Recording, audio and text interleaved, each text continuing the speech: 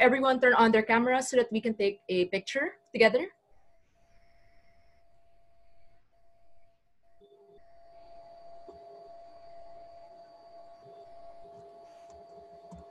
Okay, everyone smile. 1, 2, 3. Okay, thank you. Wow, you guys look amazing today. By the way, we are also live on our Facebook page, Expert Management Society. Please like our page and comment hashtag EMSXWadwani on our live feed, especially for the expert management students so that your profs can see if you've attended. Before we begin our event, may we remind everyone again to mute your mics and turn off your cameras when the event begins, unless told to do so. So let's start with our opening prayer. In the name of the Father, and the Son, and the Holy Spirit, amen. I will continue, O my God, to do all my actions for the love of you. Saint John Baptist de La Salle, Pray for us. Saint Benilde Romanson, Pray for us. live Jesus in our hearts. Forever. In the name of the Father, and the Son, and the Holy Spirit, amen. Hi guys! So I hope you're all doing well. Can you give a thumbs up in the chat if you guys are doing well? Thumbs up, guys.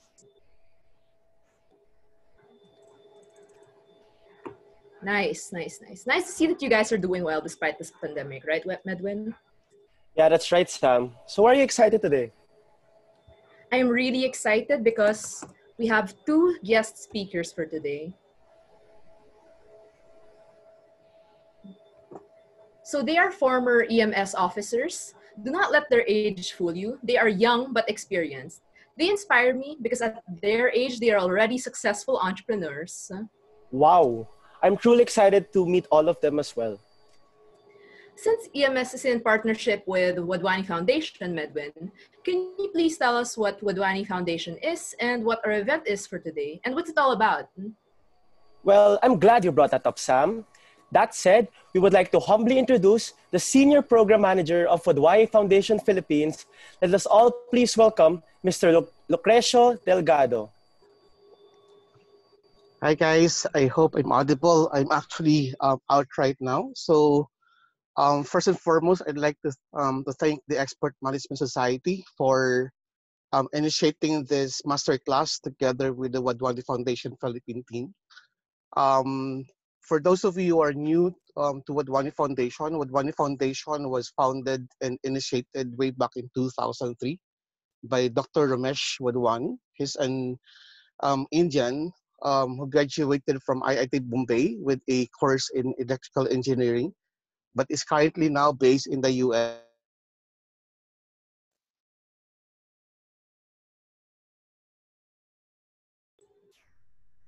Oh, it seems that Sir Lucretius. Foundation is intended innovation and a skilling program. Am I audible? Sorry, sir, you got cut for a while, but it's okay now. Okay, it's good now. Okay, so for the Benildians, Wadwani Foundation has been in partnership with De La Salle Benilde for almost 3 years now. And we've been doing the entrepreneurship course from the basic entrepreneurship called BenTrip and the advanced entrepreneurship called AdEntrip. No? The master classes being initiated right now by EMS together with the WF team actually is intended to reinforce the lessons that you have in your entrepreneurship course. The intention here, guys, of the partnership is to really move to get your practice venture teams, your business ideas to something of a real venture. Wadwani Foundation offers a 360-degree support for budding entrepreneurs. And the topic right now on exploring ways to increase revenue with your young Benildian um, um,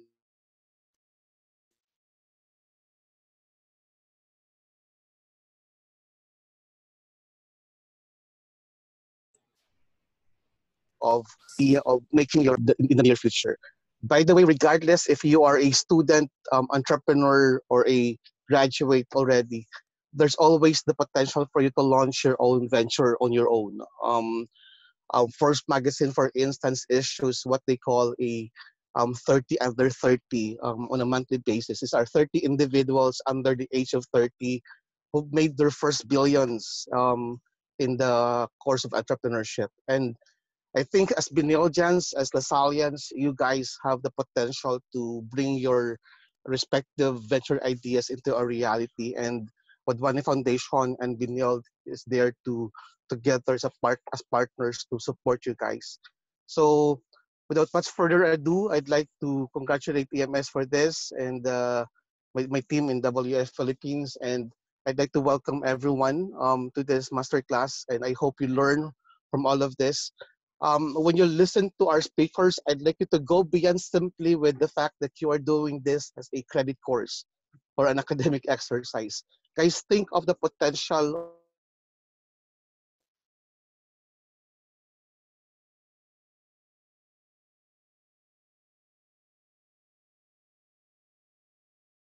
of you who are here and you have that, do reach out to Wadhwani Foundation and to EMS if you're interested to bring your practice ventures into another level.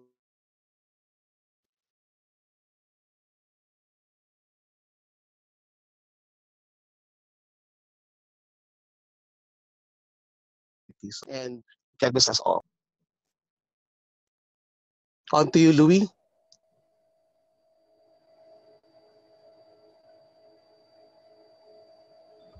Thank you, Sir Chris, for letting us know what Wadhwani Foundation is. Thank you, Sir Chris, for the warm opening remarks. Now, may we all please welcome the advisor of EMS who is also here in our webinar this afternoon, Miss Miles. Hello po, Miss Miles.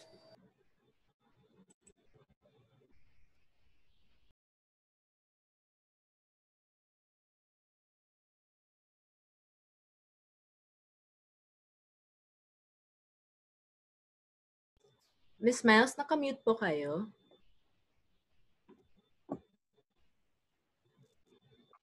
Okay na. Hi po. I'm sorry, ha? I'm Okay sorry. na po. Thank you. All right. Okay. So, well, thank you, Sam and Medvin. You have a very nice introduction. Congratulations to both of you. It's my privilege and pleasure on behalf of the Export Management Society to welcome all of you here today. We are delighted that you have participated and attended our webinar. This is our first ever webinar for the school year, and your attendance to this webinar will show us that EMS, or it will show how important EMS is to their fellow students. So let's all pay attention to what our speakers will tell us, and let's learn from their experiences. So welcome everybody. Thank you. Thank you, Miss Miles. So, before we introduce our speaker, let me explain the do's and don'ts during the seminar. Please mute your mics during the talk and listen to the speaker. If you have any questions, please save it for the Q&A later. Also, don't forget to change your Zoom name to include your course and section. Participants, our first speaker is one of De La Salle College of St. Benilde's finest alumni, a proud former student leader from Export Management Society, proprietor and the general manager of Landor Pierre, a private port in Batangas that services huge clientele such as Republic Cement and San Miguel Brewery, Mr. Orly Magsino.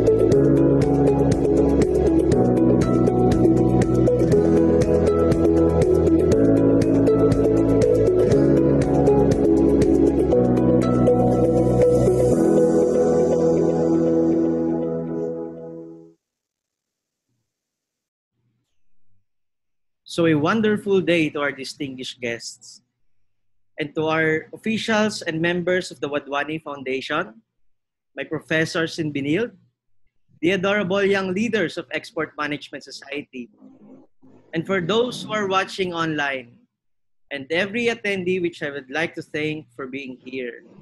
It is such an honor to be invited and to share a history of my multifaceted and work in progress existence that I hope you will learn from and be inspired to keep moving forward, most especially in these trying times.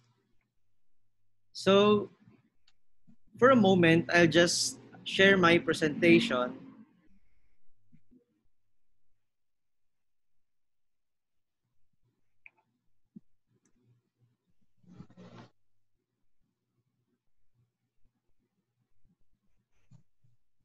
Okay, so today I was asked to share some ideas on how to increase your revenue. The secrets will be revealed by the three stories that I will tell you. The story of the paper boat, the story of the storm, and the story of the great voyage. These stories are real life experiences that I had, and I assure you that all of these are anecdotes that you cannot find in any books. So I hope that I will have all your ears and attention for today. First is the story of the paper boat.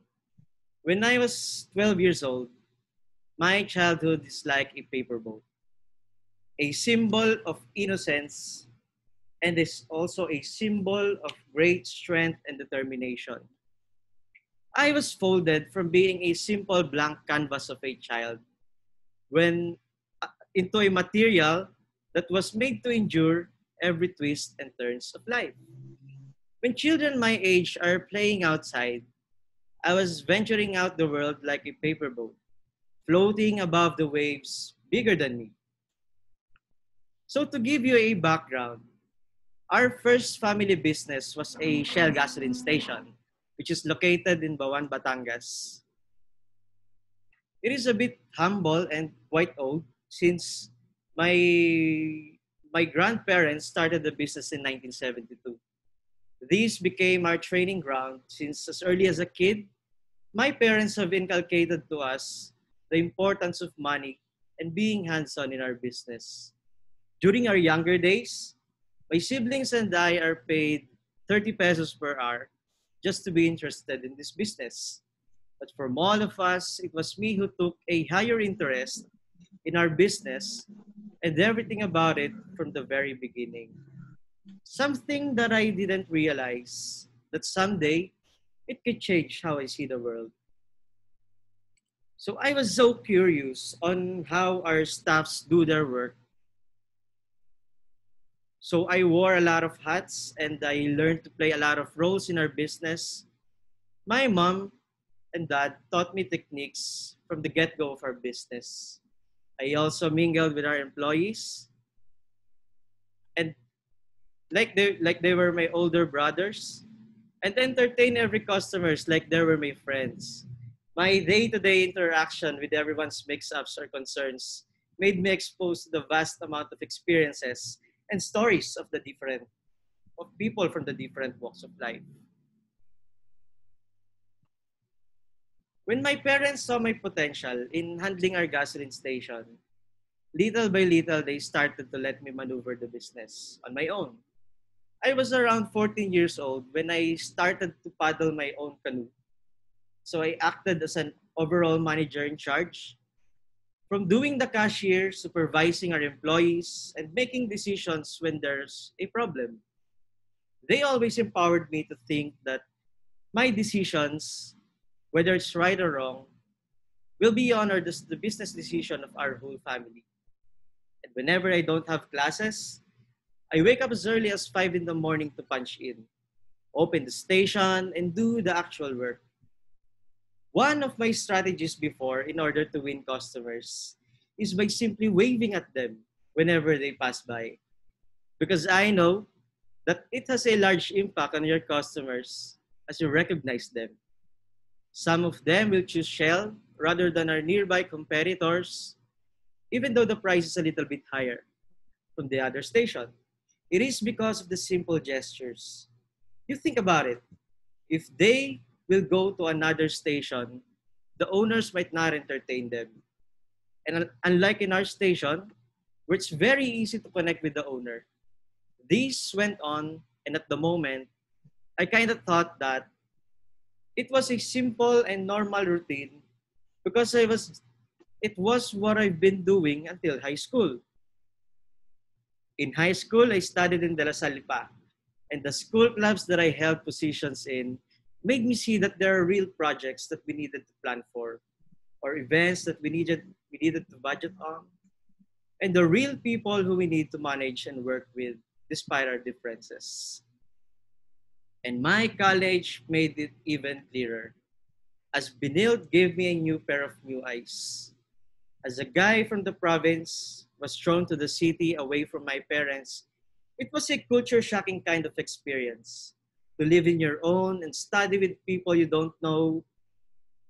But talking to strangers and winning friends is not a brand new moment for me. So it was not a surprise that I became one of the officers of the Export Management Society, an official organization that our course have. I became the logistics head of the Export Management Society. The organizations that the organizations made me more polished individual that also gave me an opportunity to influence others. I was assigned to be a project manager of the first General Assembly, a meeting that used to have a very few headcounts in one of the vacant classrooms in Benilde. I didn't notice that what I used to be doing in our business, like talking to people and being genuinely involved in what they are interested in, came out so naturally. Who would have thought that being kind to professors and honestly making time to listen to what majority of students wanted to happen in their college life will give us a staggering number of 300 new members, and what used to be a vacant classrooms in Benil will become an overflowing headcount in the college auditorium. I know it's a milestone for EMS to get those kinds of achievements as we start to revive it again. And I'm overwhelmed when I saw those happy faces in our audience, and it becomes my indicator towards the success of that project. So what did I do to make this event successful? In order to be recognized, I issued personalized polo shirts for each of my colleagues. I prepared some giveaways like a personalized hand pen and fans for every attendees, and I even provided snacks for them. It may be costly on my part, but I didn't consider it as an expense. I look at it as a form of investment. Just like in business, for you to earn more, you always have to invest. I know that I will only walk this part of my life once, and making the most simplest people in our college feel important and making the most unnoticed individual in our classrooms be visible and seen is the most generous thing anyone can ever do. Because I always make it a point to always build a larger table rather than a fence. That's why it wasn't a surprise for me that these same humble individuals were the actual people who helped us fix not only the tiniest, but the difficult tasks in our succeeding projects, such as the technical malfunctions in our stage setup or the last minute venue reservation in our school facilities, or even helping us clean our late night events. I just gave without expecting something in return. I gave a simple hello, a simple tip, a free lunch to a friend in need, or even lending my very own ears for friends who need someone to listen. Those techniques that I did in EMS are the same approach I am doing in our business. I also remember another event that we organized in AMS. It is the Empower Games 2016. And we encountered a problem in settling our payment in our venue that can jeopardize the whole event And even my colleagues don't know what to do. I know for sure that everyone was already tired and was willing to give up. They were just there, letting go of any possibility of a solution. I wish I was kidding, but I was the bravest soul in that room to say these lines. Let's make it happen. If our admin can provide us a solution, then I'll pay for it. Though I didn't know which packet will I get 100,000 that night. But if worst comes to worst, I'll make a way. Until I said those lines that I know made magic for the next few minutes of our meeting. Gears started grinding again as every one of us were hopeful and pumped to think more of ideas and exhaust possibilities. Miraculously, everyone seems to follow my lead until our org moderator finally found a way to solve our problem. That night made me realize that every one of us is always one decision away from a totally different scenario. Life will always bring us to our knees, hands tied, and back against the wall. And accepting defeat is always the easiest thing to do. But we have to obtain the mindset of doing the hard things, like standing firm and taking risks, even if everybody else feels and thinks the opposite. Just like in business, if you give up too soon, might as well, you will also lose the opportunity. Although we are indeed paper boats made up of different materials, some were seamless, some were crumpled, and some were still in a work in progress. Some are almost there. But it is also true that we have the same amount of courage and same amount of power to pick a path that will either help us grow or doom us to our distraction. Going against the voices of our self-doubts is like putting ourselves out there like a paper boat, opposing waves bigger than us, but getting out still intact and stronger than ever. And here comes our thesis days. A one hell of a journey where we've experienced a lot of trials that even tested our friendships. And to give you a context, we were asked to create a product using a raw material from the province of Sorsogon in the Philippines to be exported abroad. I was so curious on about finding the right information for our project that no books or or any amount of article can satisfy me. In creating a worthwhile project, we will pride ourselves on. So during our research days, we actually went to Sorsogon to get some real ground information that might help us discover our final raw material. And traveling from one place to another, which is our journey to Sorsogon, is no joke. It's 525 kilometers and it took us more than 13 hours. Because I realized, if this is a real business I'm going to set up, what should I do? The answer is asking the right people.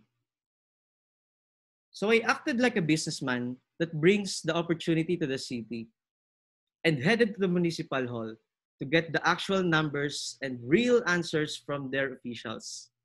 Without knowing anyone from there, here's what I did. I decided to go to the municipal mayor and have a courtesy call. And I introduced myself representing my alma mater.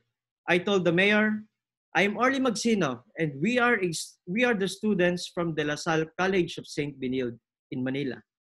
At that time, the municipal mayor is Mayor Sally Lee. He's very accommodating and very, very kind to us. And surprisingly, she genuinely liked my personality and offered to tour us around Sorsogon. She welcomed us by showing their traditional folk dance here. And despite of my very young age, she treated me like a professional businessman. This is a part of my life that I realize that we are all humans, whether we hold a high position or not, whether we are well off or not, We are all breathing in the same air. And this reality beats the small voices in our heads that constantly accuse us of not being good enough, or we don't deserve to be talking to people who are better than us. Because in reality, exposing ourselves to the different kinds of people, especially the right people, will always keep us on the right track. Just like what I do in our business in conversing with the clients.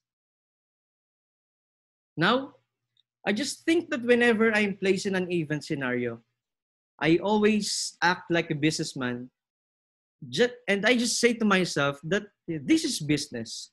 The people I'm afraid to talk to is also looking for an opportunity like me. And somewhere along the way, he may want what I can offer. This is also brought about by my exposure in our business. And in hindsight, I imagine myself like a paper boat from my childhood. My parents creating something great out of my regular and plain life. That every fold and crease of my parents was not to hurt me or break me, but to craft me into something magnificent and equipped for the crushing waves of life. That God, just like the wind that guides the paper boat in the vastness of the sea, directed me in putting Him as the center of my life, that made every foundation of every decision that I have. That mistakes like daunting storms are just another challenge that will make us improve what we are made of. So are you guys still with me?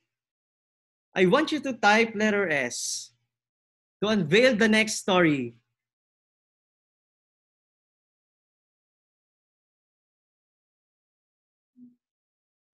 Okay, thank you. So this is my second story, the story of the storm. We have a property located in Mabini, Batangas that my parents were starting to develop. They reclaimed a portion of the shore until such time that they have already reclaimed about 3,500 square meters from the initial property, and that time it is operational. But we can only accommodate small vessels because of its very light depth. Until it was during the year 2005, and we encountered the most challenging times of our lives. It was a stormy season in Batangas, and there was no demand for transportation as some roads were blocked by the debris, and our gasoline station was not making it. On the other hand, this abandoned ship had collided with our shore and destroyed the very humble property that during that time we initially built to be a port that can add up to our business.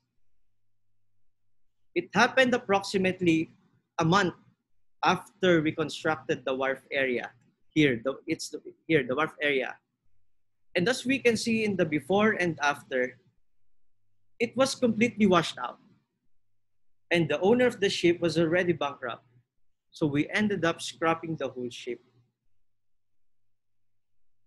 With no income from our gasoline station and debt from the port construction that we started, we were sinking like a paper boat in the first story, slowly dissolving, stretched out like a scratch paper. And can you imagine? We have 50, 70 good friends of my family, and all of them dissolved because we were, just like the ship, we were capsized. And nobody knows. We are really in a teary ice and we don't know where to go. And it took us for 7 years. Can you imagine? All the strategies and techniques and the secrets of my father. One thing my father did and gave to us is to never lose your confidence and trust to people. It is always what? Camaraderie and true relationship with people. During those days, we know that despite of what happens, our God up there is still with us. We trusted Him more and relied to His guidance. And little did we know that this is just the start of our story. The same materials as my old paper boat are now our blueprint for the new beginning. Since we needed to pay our debts first, we still invest in the repairs of our port area. One of our crew suggested that we make an improvised wharf using a bamboo. Yes, a, a bamboo wharf. Before, we cannot imagine how their idea will work. But we were amazed that it did materialize. And this is where we discovered that we can expand our market by integrating our two existing businesses, the gasoline station and the port. We ventured in providing gasoline not only in the vehicle inland, but as well as the tanker barges in the seas. After a few years of struggles, we are now recovering little by little. Those people who left us during our hard times are slowly getting back on us like nothing happened. This time we rejected them because we have a belief that if they're absent during our struggles, they are not entitled to be present during our success. So now that we have nothing, we are now ready for everything. Just like the storm who would bring new life to the ground, new ideas in developing a larger and stronger port from what we initially have were coming from the different directions. People believe that we have a future in this business, and we have made sure that we cling to that belief. And soon enough, with the help of several people and small gains from the bounce back profits of our gasoline station, we diverted our focus to pushing opportunities and looking for clients everywhere we go for our growing port business. At this moment, we realized that there's no such thing as accidents. Had we not experienced the storm, we would have depended so much on our gasoline station. And fast forward 2020, we would have taken much hit by the pandemic as the community quarantine was implemented, killing so many gasoline stations and companies all over the world. We would have laid off people and made their families suffer with us, you know. But here we are, with a developed Landor Pier with about 100 employees, and families being benefited as a transport of goods and essential exports and imports in the local and international business cargoes, which we are catering to, such as sugars, grains, and the like, were not much affected by the pandemic. Truly, our greatest storms in life will often sweep us on our feet and would make us curse the world. And it's okay. But just take up a moment and realize that everything we experience, good or bad, stormy days or sunny days, it will all add up to the value of who you are as a person, no matter if we like it or not. And it is us, and only us, who will define whether an experience will be useful or not. Let us always be reminded that our storms in life are necessary for us to be a better version of ourselves. Because it meant to cross our path for a reason, a lesson, or a blessing in disguise. So are you now ready for the great voyage? Here is the next story. The story of the great voyage. I am now a $1 billion worth CEO and we make it to Forbes magazine. I kinda wish that I can tell you that line or something like a happy ending. But no, I'm still working hard and working smart every day of my life. And when I graduated from college, the first thing I did was I asked help from my friend in CSB, and his name is Dale. He stayed in Batangas for a month. We created the branding for us to be recognized as a port with real business. First, we created an office inside the port that I can have a representation for our future clients. We established a system for monitoring, templates for billings, quotations, and other marketing collaterals, even our company logo. Then after that, with the limited knowledge that I have in running this business, I didn't even know where to start. So what I did is that I started to go out. I attend my first PMAC, or the Port Management Association Council. There we discussed the trends and concerns of all the port users of all the existing ports in Batangas. From there, I met the big bosses of the large industries in Batangas, and I also met some agents that can possibly bring customers in our port. I made friends with the officials of the Philippine Ports Authority, and I established an identity of being the owner of Landor Pierre. I represented Landor in various activities, seminars, meetings, and other occasions. And here are some peoples that I met as I market the port business. Here is the mayor of Mabini, Batangas, Mayor Noel Luis Trobitrix, and our Congressman Rani Abu, and our and our and our Vice Governor Mark Leviste. Yeah. So even my rest days were an option to spend my free time in volunteer work in our community, or occasionally playing golf or joining a gun club. But even these hobbies are business opportunities in my eyes. Most of the big businesses are into golf. That's why most of the business dealings are happening in the golf course. I met several professionals in the golf course, and playing golf has landed me numerous clients that we are now happily servicing in our port. In terms, I also have many referrals coming from friends and some peoples that I rub elbows with in our gun club. Since I was a child, I was already fond of guns. That's why I chose this kind of activity as a great avenue in expanding my network. In terms of my volunteer work, I am currently the youth president of our community. I was able to organize several projects. So, if you guys are student right now, I am telling you, it is very important that you join a school organization because it will give you the real life experiences that you cannot learn from any book. I was very thankful that I joined EMS before because that org has molded me to a better version of myself. And I can say that EMS has built me to who I am today because those experiences that I got from being an officer are the same pattern I'm applying now in business. For me, there's no such thing as rest day in being an entrepreneur.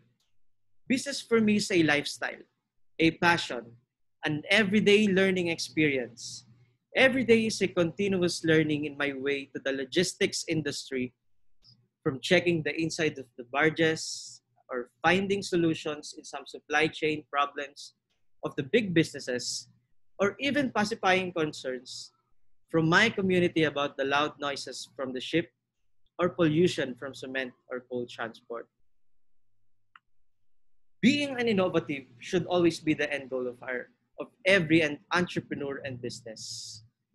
The idea of making an impact on the lives of your customers and other stakeholders, no matter how little, should always be the final destination of everyone who wants to take this path.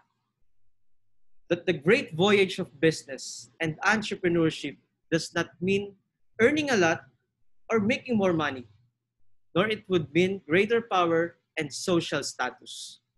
Just like a great voyage to a captain of the ship who always stayed curious and exploring uncharted lands and stays hungry for exploration. Now, the mindset that I want to share with you today is there's a saying in our family, and for those who can understand Filipino here, I'd like to express this in Tagalog. And it goes this way. Ang pera ay hindi sumasama sa taong mahina ang loob.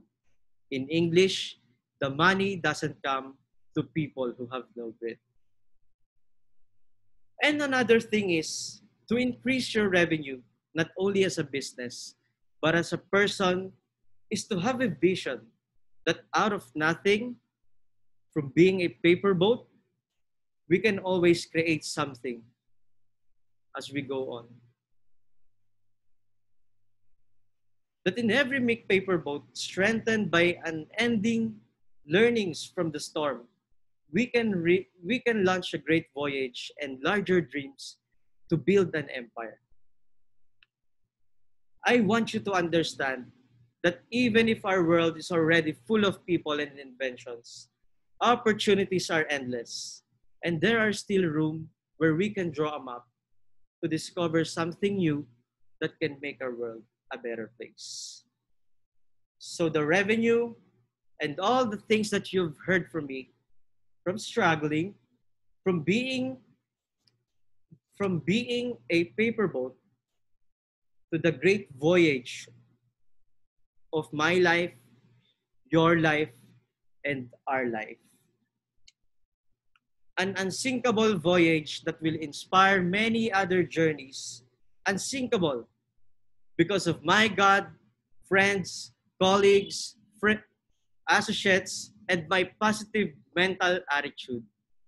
Of course, the mentors that I have, the coaches, the teachers, the gurus, when I was in De La Salipa, Binild, and the Export Management Society are all contributory factors of who I am now.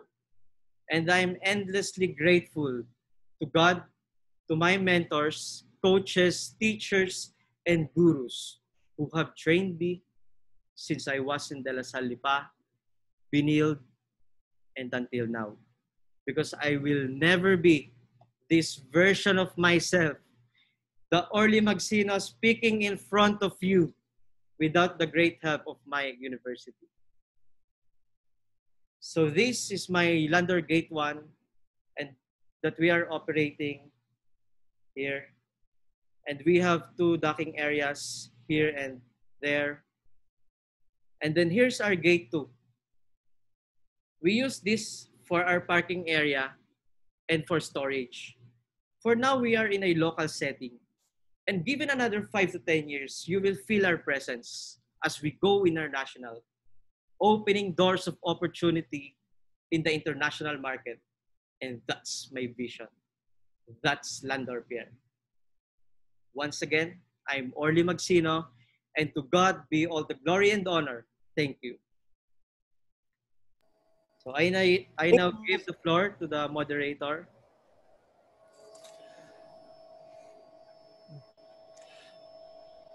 Thank you, Mr. Orly, for that wonderful and inspiring talk. I am sure that we all gained a lot of insights and lessons from your journey to success. By the way, to all our participants, please don't forget to comment your learnings from the talk with the hashtag EMXXWadwani on the live feed of our Facebook page, Export Management Society. We sure did learn a lot today, Medwin. I really liked how poetic Mr. Orly was, especially with the paper boats and all. This really inspired me to push myself beyond limits. That's right, Sam. Truly a journey of 1,000 miles begin with a single step. Opportunities come and go, and we will only regret the chances we didn't take in the end. We all have to discover our passion and live with it, and live with intention every day. Speaking